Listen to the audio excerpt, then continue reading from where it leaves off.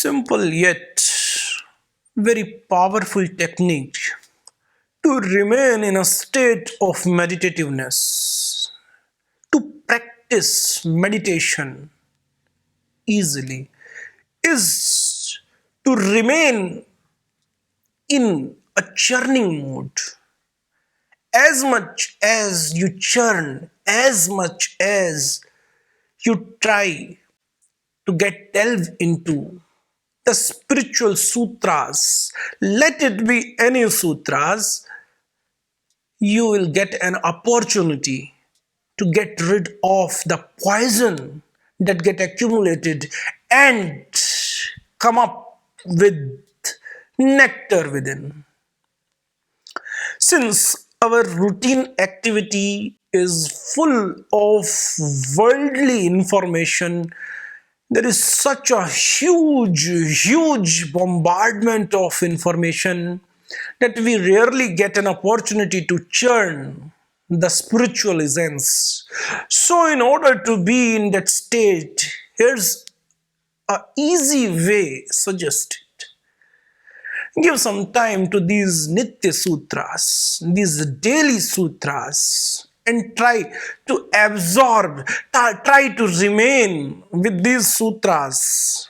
Try to meditate on each word and each line of these sutras, and you will get a sense of eternity. So here, today's sutra. Its mind plays so ghastly. Not too much our materialistic need. Its mind loop infinitely.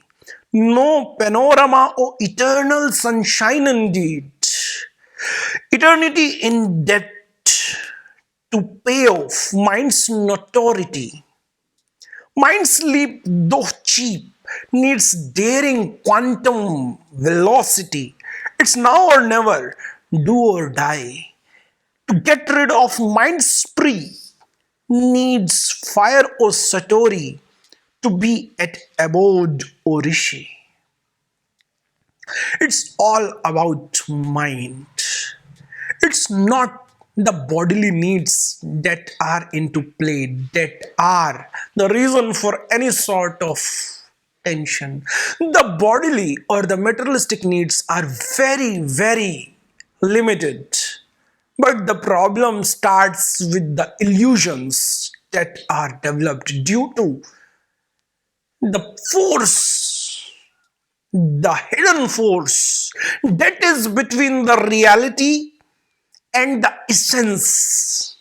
And that force is termed as mind by the knowers, by seers, by sages from timeless state. So, it's unending loop of mind's games that become the obstruction, that become the obsession. And if you notice very carefully, you will find that continuous flow of this cycle will let you to remain so rhetoric, so routinely. And you will find that the mind has a tendency to remain in a clear-cut cycle. A series of thought will repeat after certain time, and those thought at some point in time will force you to act in certain way, and that's the problem. And hence the problem arises because mind is a very clever technique or the process within which won't let you to get rid of it. And to get rid of this power, you need very powerful force of consciousness. And that force for sure is there, but need to be used, need to be executed.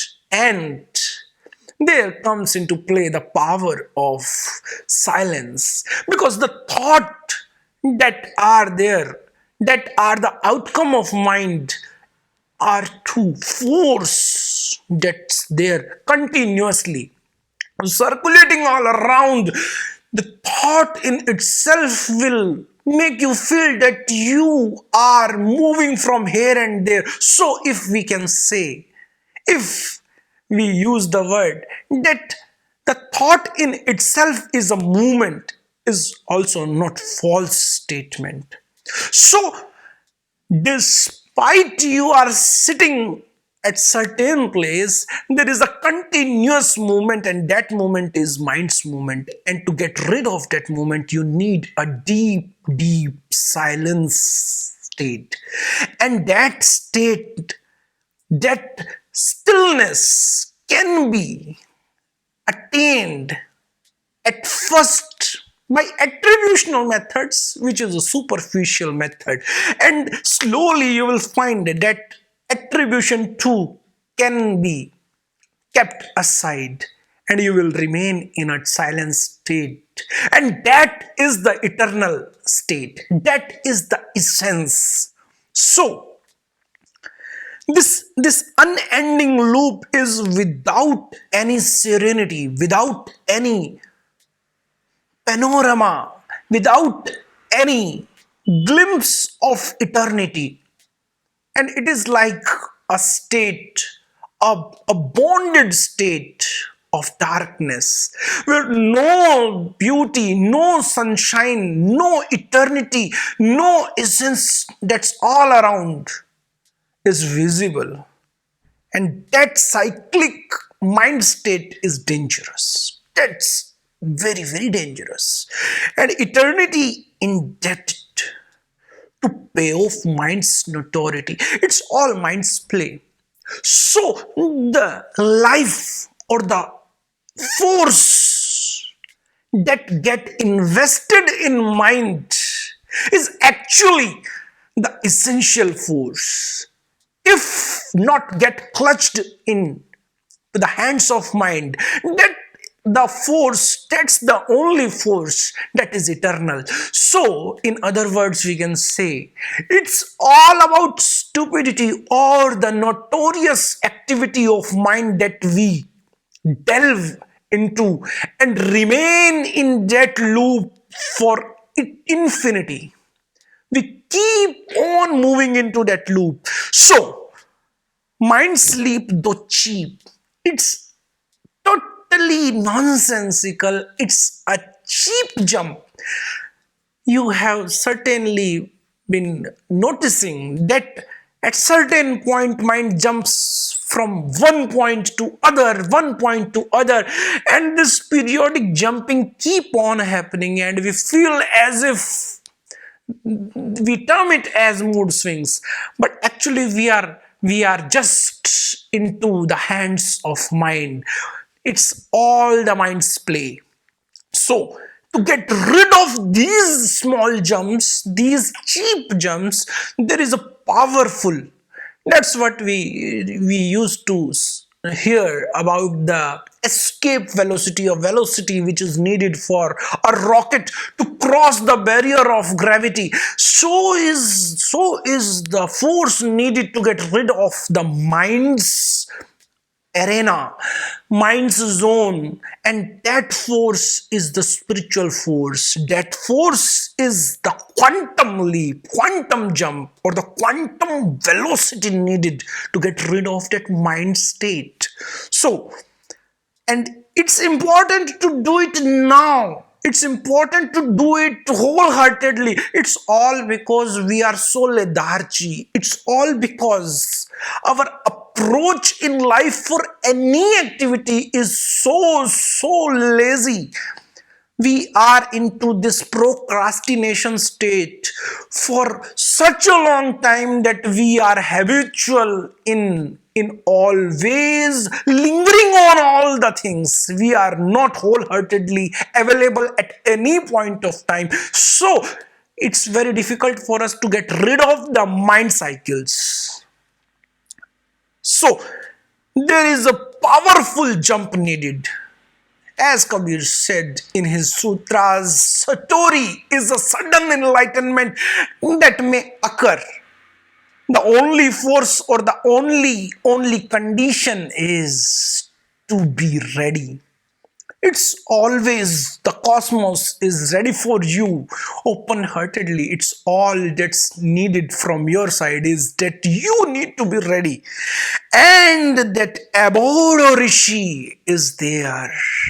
And that place where you can stay, where you can rely or stand, the place, the only place of yours where you are, and you are not having that realization only because of mind's play, will arrive. That place is a sheer seer, sheer seer, totally seer, a place where you are just Drishta, Rishi. That abode is waiting. The only thing is you need to be ready, and that readiness need some practice, and that practice is satori, that practice is meditation, that practice is spiritual techniques, and that practice is routine churning. So it's now or never. Do or die. To get rid of mind spree needs fire or satori to be at abode or rishi.